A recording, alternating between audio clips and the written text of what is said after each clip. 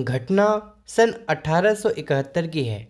England की एक महिला जिसका नाम पैट्रिक मैरी था, उसके सीने में कैंसर हुआ। पता तब चला जब डॉक्टरों ने जांच पड़ताल के बाद यह बताया कि उसका कैंसर सीने से बढ़कर सारे शरीर में फैल चुका है। इलाज के बाद भी वह अधिक से अधिक 6 महीने ही और जीवित रह सकेगी। वो महिला बहुत परेशान हुई। उसने पूछा कि क्या इसका इलाज नहीं हो सकता। तो सभी डॉक्टरों ने सीधे सीधे यह जवाब दिया कि समय से पहले पता चल गया होता तो शायद आपकी जान बच सकती थी, लेकिन अब बहुत देर हो चुकी है। इसका सीधा सा कारण यह था कि इंग्लैंड में उस समय ऐसी मशीन जिससे कैट स्कैनिंग हो सके वो केवल एक ही थी, और उस पर भी अपनी बारी के लिए बहुत लंबा इंतज़ार करना पड़ता था। लेकिन तब तक बात बढ़कर कहीं से कहीं पहुंच जाती थी।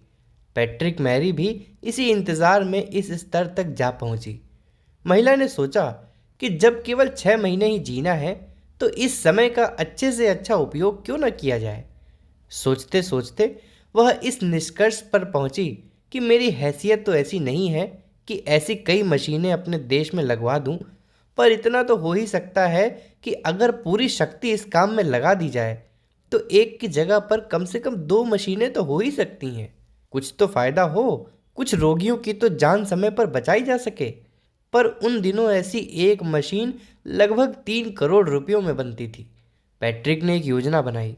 उस देश के टेलीविज़न पर अपनी स्थिति, दुर्दशा और संभावना प्रसारित की, और साथ ही यह भी कहा कि यदि 3 करोड़ रुपयों का प्रबंध हो जाए तो दूसरी मशीन कुछ ही दिनों में लग सकती है और मेरे जैसे कई रोगियों की जान बच सकती है। उस प्रसारण को देख सुनकर कई लोग प्रभावित हुए और उन्होंने अपनी श्रद्धानुसार पैसे भेजने शुरू कर दिए।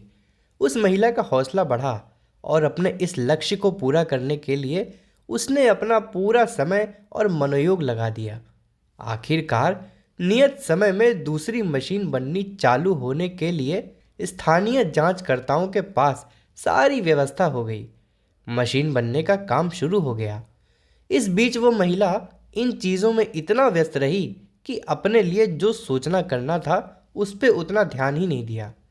मशीन लगने के बाद साथियों के याद दिलाए जाने पर वह फिर डॉक्टरों के पास अपनी जांच पड़ताल कराने गई कि देखें अब 6 महीने वाली जिंदगी किस स्थिति में है। डॉक्टरों ने अच्छे से जांच की, लेकिन यह क्या, उसमें कहीं भी कैंसर का नामो निशान ही नहीं था। वो भली चंगी स्थिति में थी। इस आश्चर्यजनक बदलाव का कारण खोजने के लिए कई स्तर के विशेषज्ञों की समिति बिठाई गई, और गहराई से जांच करने पर यह पता चला कि यदि मनुष्य अपना बुढ़ापा, बीमारी आदि को भुलाकर परमार्थ में लगा दे तो वह धीरे धीरे स्वस्थ होता चला जाता है। यह घटना एक उदाहरण है जिसके आधार पर यह अनुमान लगाया जा सकता है कि रोग निरोधक शक्ति जितनी दवाइयों और चिकित्सा में है उससे कई गुना अधिक सामर्थ्य व्यक्ति के अपने मनोबल में है। यदि संकल्प शक्ति को बढ़ाया और सही उद्देश्य के लिए लगाया जा सके तो अपने अंदर अनंत शक्ति भंडार को उत्पन्न और विकसित किया जा सकता है। आज की बात समाप्त। धन्यवाद।